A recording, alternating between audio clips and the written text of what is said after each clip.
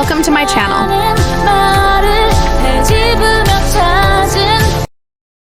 Drama Korea When Life Give You Tangerines episode Inam. Check this out. Drama Korea When Life Gives You Tangerines dimulai dengan suasana musim panas yang tampak tenang di desa Jeju. Namun, angin mulai bertiup lebih kencang dari biasanya, dan awan gelap perlahan-lahan menyelimuti langit.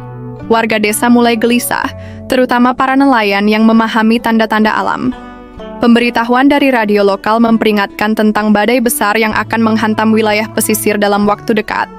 Gwansik, yang bekerja sebagai nelayan sekaligus sukarelawan desa, segera diminta membantu memperkuat tanggul di sekitar pelabuhan untuk mencegah ombak masuk ke desa.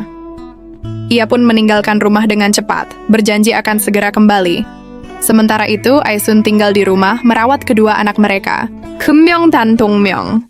Tiba-tiba, salah satu teman Eun-myung datang dengan napas tersengal-sengal, memberitahu Aisun bahwa Eun-myung jatuh dari sepeda dan terluka. Dalam kepanikan, Aisun menitipkan sementara Gem-myung dan anak bungsunya kepada tetangga yang terlihat kelelahan dan mengantuk, lalu bergegas menyusul Eun-myung. Pada saat itulah badai benar-benar datang. Angin bertiup kencang, hujan turun deras, dan gelombang mulai menghantam garis pantai. Seketika, Dong-myung pun menghilang mencari ibunya. Kepanikan pun melanda. Aisun dan warga desa mulai mencari Dong-myung di tengah badai, menyusuri jalan berlumpur, ladang tangerine yang porak-poranda, dan aliran air yang sudah meluap. Beberapa jam kemudian, saat badai mulai reda, salah satu warga yang kebetulan adalah teman ibunya dulu memberitahukan Dong-myung hanyut di dekat saluran air yang mengarah ke laut. Setelah mengetahui kabar tersebut, Aisun segera ke tempat kejadian. Seketika dia melihat anaknya sudah terbujur kaku. Dalam suasana hening, sendu, dan penuh luka, Aisun memeluk tubuh putranya dengan mata kosong, dan Gwansik yang mendapati berita tersebut langsung ke tempat tersebut. Gwansik melihat jasad anaknya dan terjatuh di tanah sambil menjerit pilu. Kematian Dong-myung menjadi titik balik yang sangat emosional dan mengguncang seluruh arah hidup keluarga ini. Setelah jasad kecil Dong-myung ditemukan, suasana rumah Aisun dan Gwansik dipenuhi kesedihan yang mendalam. Hujan telah reda, tapi badai di hati mereka justru baru dimulai. Aisun, yang tak bisa memaafkan dirinya sendiri, terus mengingat sendok makan yang dulu digunakan Dong-myung dan permen gula kegemarannya. Ia terbaring terpaku di sudut kamar, matanya kosong, tak bersuara, hanya tetesan air mata yang terus mengalir. Ia bahkan menolak makan dan berbicara selama beberapa hari.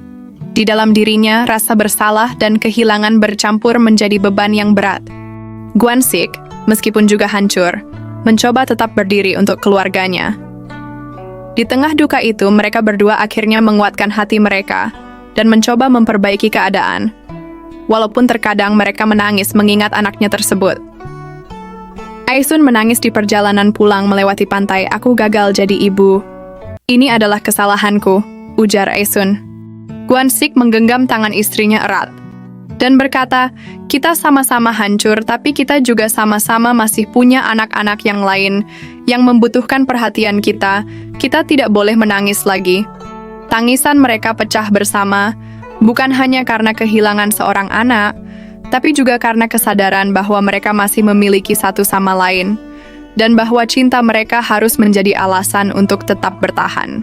Di akhir kisah When Life Gives You Tangerines, Geum-myung yang dulu lahir di tengah duka keluarga Aisun dan Gwansik, akhirnya tumbuh menjadi gadis yang cerdas dan penuh semangat. Meskipun hidup mereka sederhana, Geum-myung tumbuh dengan kasih sayang yang besar. Semangat dan nilai-nilai hidup dari orang tuanya itu tertanam kuat dalam dirinya. Setelah bertahun-tahun belajar dengan tekun, dengan lampu seadanya, buku bekas, dan bantuan tetangga desa, Geum-myung akhirnya lolos masuk universitas ternama di Seoul. Momen ketika ia menerima surat kelulusan itu adalah momen haru yang tidak terlupakan. Aisun menangis sambil memeluknya, dan Gwansik berdiri terdiam, menatap anak perempuannya dengan mata berkaca-kaca. Dan cerita pun berakhir sampai bertemu di episode selanjutnya. Thanks for watching Bulan Cinta. 세상은